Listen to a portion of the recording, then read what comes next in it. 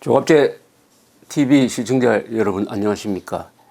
2018년 한반도 정세는 세계 역사에서 몇 번 있을까 말까 한 대전환기의 한복판입니다.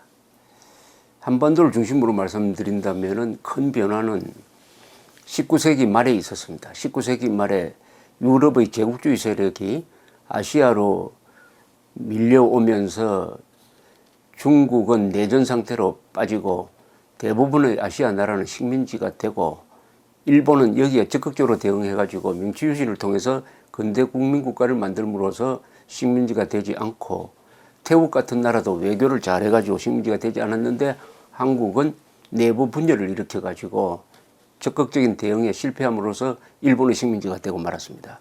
그런 변화가 한 번 있었고 그 다음에 큰 변화는 1945년입니다. 연합군이 일본을 무찌르고 나서 일본이 한국에서 물러난 다음에 북한에 소련 세력이 들어오니까 남북 분단이 되고 그것이 5년 뒤에 한국전쟁으로 폭발을 합니다. 이렇게 해서 이 동아시아 주변이 한 번 또 재편됩니다. 그리고 다행히 한국은 미국의 도움과 이승만 대통령의 위대한 지도력에 의해서 자유진영에 속하게 되었고 그것을 뒷받침하는 자유민주주의 정치 제도와 한미동맹이라는 외교 노선이 그때 확정이 되었습니다. 어떻게 보면은 한국은 지금 1953년 휴전 체제가 지금도 계속된다고 보면 됩니다.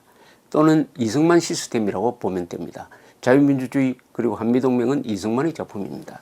자, 여기서 이것이 약 70년 동안 계속되다가 지금 북한의 핵 문제를 해결하는 과정에서 또 질서가 한번 재편되는 순간에 들어섰습니다.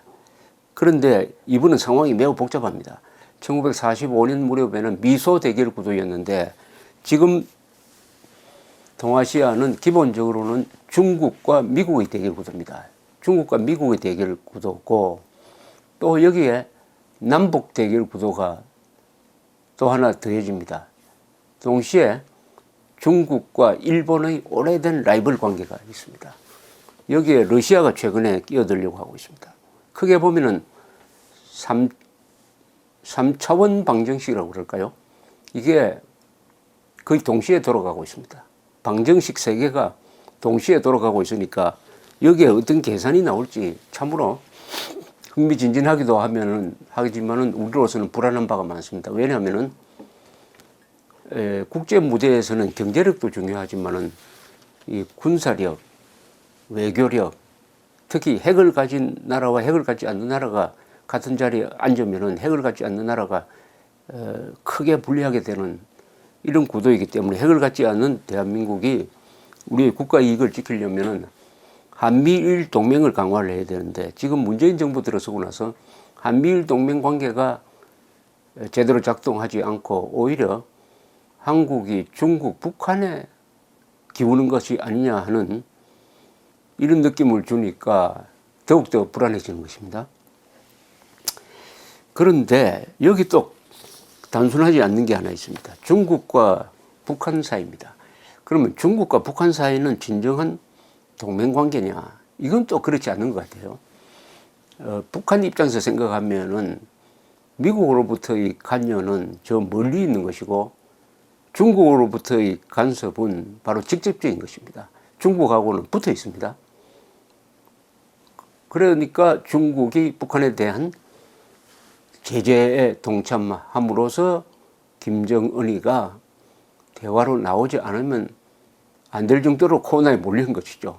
그렇다면 중국과 북한 사이가 과연 한미동맹처럼 강력한 것이냐 하면은 거기에 복잡한 내용이 있다는 것을 뭘로 알 수 있느냐 하면은 2018년 4월 27일 문재인 김정은 판문점 선언에 나오는 한 귀절을 읽어보면은 짐작이 갑니다. 이런 내용이 있습니다. 남과 북은 정전협정 체결 65년이 되는 올해에 종전을 선언하고 정전협정을 평화협정으로 전환하며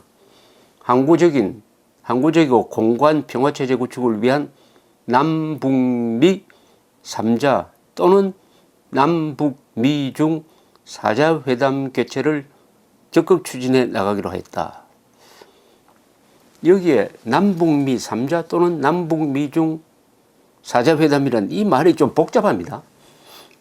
상식적으로 생각을 하면은 남북미중 4자 회담이 맞습니다. 왜 그러냐? 한국전에 참전한 중요한 나라가 요 네 나라입니다. 남한, 북한, 미국, 중국이죠. 그런데 왜 여기에 중국이 빠져가지고 남북미 3자 또는 남북미중 4자라고 이렇게 애매하게 적혀 있느냐? 우선 여기에 대한 반응이 있었습니다. 반응이 중국으로부터 왔는데 상당히 불쾌하다는 겁니다. 우리를 뺀 종전선언 평화협정 안 된다. 처음부터 우리가 끼어야 한다 하는 강한 불쾌감을 중국이 공식 비공식적으로 보였습니다. 문제는 이게 처음이 아니라는 사실입니다. 그러니까 지금으로부터 11년 전 2007년 10월 4일 선언에도 똑같은 내용이 들어가 있습니다. 10월 4일 선언은 노무현 김정일 회담에서 나왔습니다. 제가 한번 읽어보겠습니다.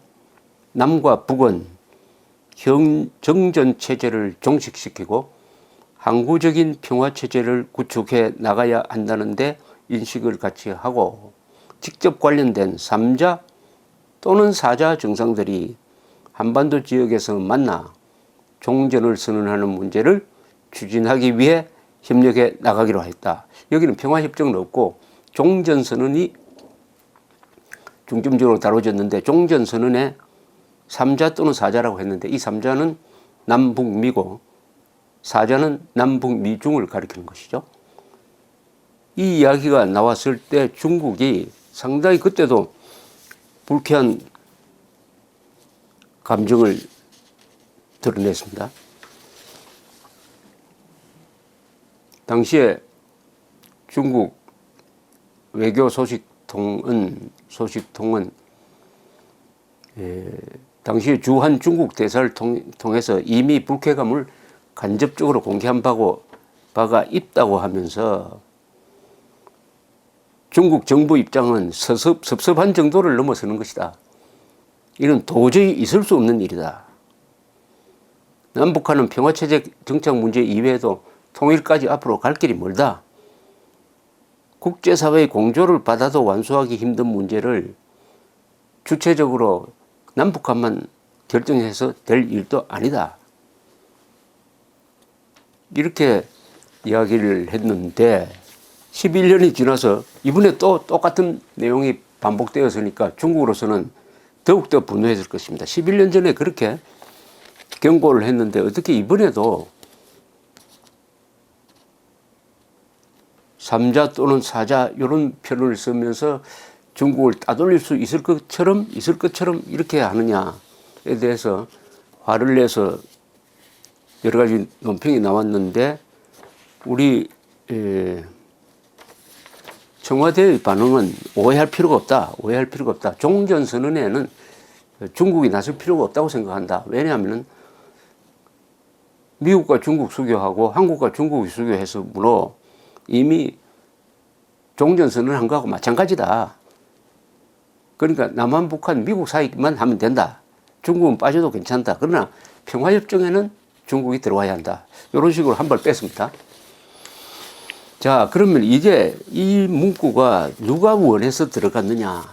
3자 또는 4자라고 했어야 되는데 굳이 3자를 집어넣음으로써 중국을 배제하려고 하는 의도는 한국 쪽에서 나왔느냐?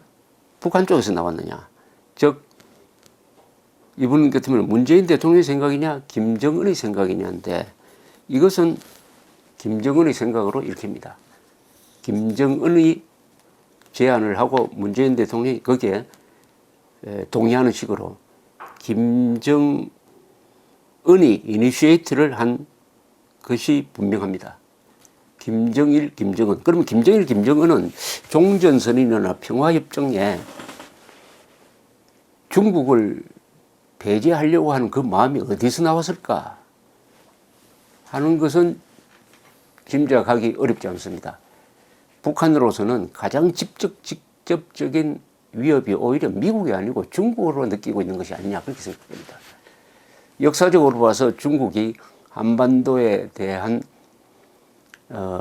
우월적 위치, 무슨 조공국가 관계 이런 걸 맺어가지고 간섭한 것이라든지 아니면은 김일성이가 정권을 굳혀가는 과정에서 중국 공산당으로부터 받았던 간섭이라든지 또 최근에 중국이 미국과 손잡고 북한을 몰아붙이는 데 대한 배신감이라든지 이런 게 섞여가지고 중국을 한반도 문제 해결, 북핵 문제 해결 또는 통일 문제 해결에서 조금 멀리 떼어놓자 하는 의도가 2007년에도 2018년에도 3자 또는 4자 회담이라는 묘한 말로 반영이 되었다. 이렇게 보여집니다.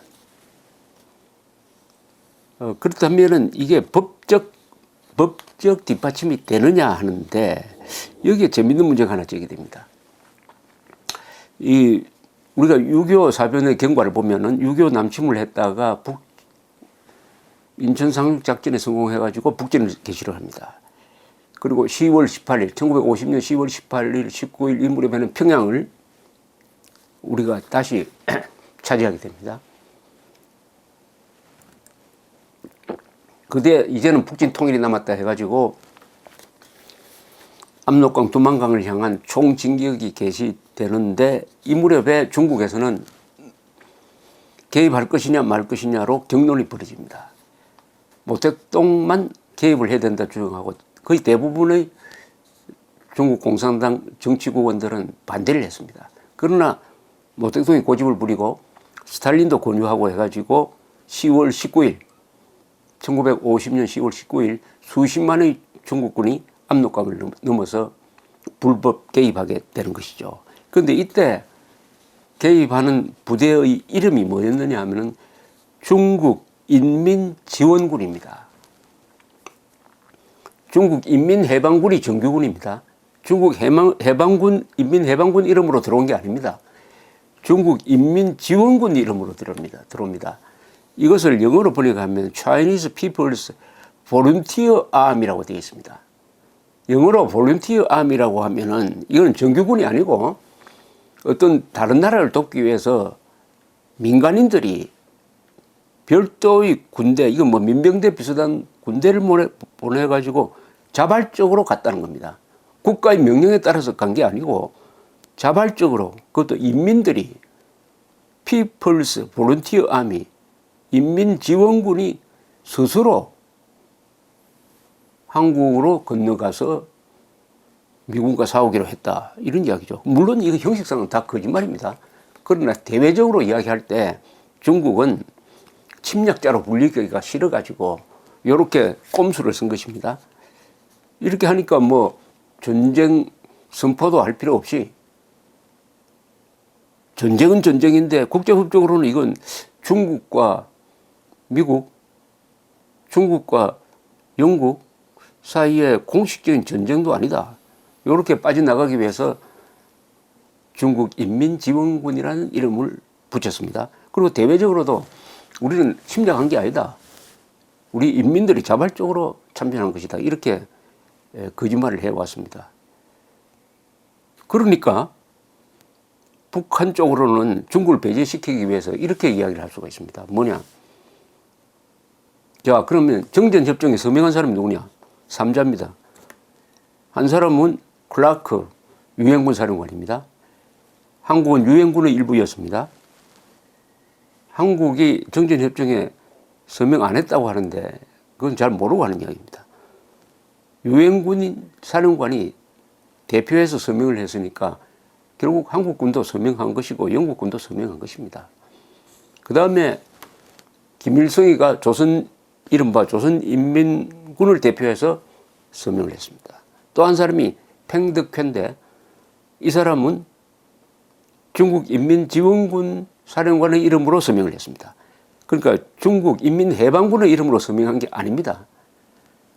그러니까 여기에는 중국이라는 나라는 없어요. 중국 인민지원군만 있는 거예요. 국가 입장에서 보면은 중국은 한국 전쟁에 개입한 적이 없습니다. 중국 인민지원군만 개입을 했습니다. 그러니까 이걸 이용해 가지고 북한에서는 중국은 종전선언이나 평화협정에 참여할 자격이 없다라고 주장하면서 한국을 설득했을 가능성이 있습니다. 우리나라는 중국과 척지기 싫으니까 아마 사자회담 하자고 했을 텐데 중국이 오히려 북한이 오히려 중국을 빼자고 해서 2007년, 2008년, 2018년 이렇게 두 번이나 이렇게 요게 들어가 가지고 중국을 상당히 자극했다 이렇게 보입니다. 그럼 이 자극한 게 효과가 어떻게 나타났느냐? 시진핑이가 10년 동안 김정은, 김정일 만나지도 김정은을 외면하고 말하자면은 지도자 취급도 안 하고 이렇게 괄시를 하고 제재와 압박에는 미국과 동참을 했다가 갑자기 김정은을 두 번이나 불러서 마침 식사 대접하고 제재도 완화해 줄 것처럼 사실상 또 밑에서 완화가 되고 있습니다. 이렇게 표변한 데는 바로 이것이 주요했다고 봅니다. 트럼프 김정은 회담이 이루어지고 종전선언 평화협정에서 우리를 제외시키려고 한다. 북한이 저대로 방치하면은 한반도 문제에서 우리는 따돌림 당하겠구나 하는 불안감이 김정은을 다시 붙들도록 했다고 봅니다. 그렇다면 이 조항은 충분한 효과를 거둔 거죠. 아주 절묘한 문장 하나 가지고 중국을 끌어당겼다 이렇게 볼 수가 있습니다. 그러면 종전선언 문제는 지금 오히려 트럼프가 욕심을 내고 있습니다. 트럼프는 이번 회담을 철저하게 정치 쇼로서 지금 생각하고 있는 것이 분명합니다. 정치 쇼에서 제일 좋은 쇼는 종전선언이에요. 남한, 북한, 미국이 한국 전쟁은 끝났음을 선언한다. 아주 얼마나 좋습니까?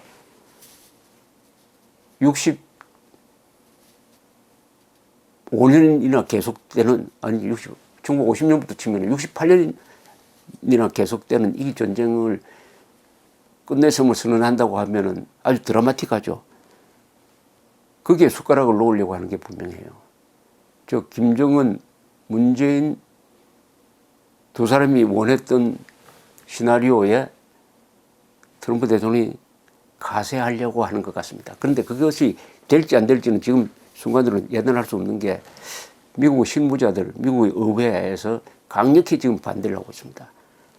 종전선언이라는 걸로 되지 않는다. 종전선언이라는 것은 북한의 비핵화가 이루어지고 재래식 군사력의 위협도 없어지고 휴전선에 집중된 병력을 서로 물리고 이렇게 해야지 종이조각 하나로서 종전선언 해보았자 그게 무슨 의미가 있느냐 하는 비판이 특히 전문가들 사이에서 많은데 트럼프는 전문가들 말을 듣지 않고 어디 찔지 모르는 사람이니까 이번에 종전선언으로 간다면은 아마 중국을 배제하고 남북한 그리고 미국 3자 종전선언이 될 가능성이 많은데 아마 그렇게 되기를 바라면서 문재인 대통령은 갈 준비를 하고 있는 것 같습니다만 이게 간단치 않는 문제라고 생각을 합니다. 중국을 화나게 만드니까 이게 이번 종전선언이 되느냐 안 되느냐는 이게 남북한 문제가 아니라 중국이 어느 정도 영향력을 갖고 있느냐, 남북한이 중국에 대해서 어떤 태도를 취하느냐, 그 뒤에 오는 후유증까지 감당할 수 있느냐 하는 것입니다. 어쨌든 우리 역사에서 보면은 삼국시대로 다시 거슬러 올라가서 그때도 고구려 백제 신라가 중국과의 문제를 가지고 서로 적대 관계도 하고 친선 관계도 하고 해가지고 복잡한 외교가 전개되었습니다. 크게 보면은 고구려는 중국에서 등장한 두 통일 왕조 수당과 맞서는 선택을 했습니다. 그러다가 장렬하게 전사를 했습니다. 수당과 싸우다가 결국은 망했습니다. 신라는 당과 동맹관계를 맺는 선택을 했습니다. 그리고 당의 힘을 빌려가지고 백제 고구려를 멸망시켰어요.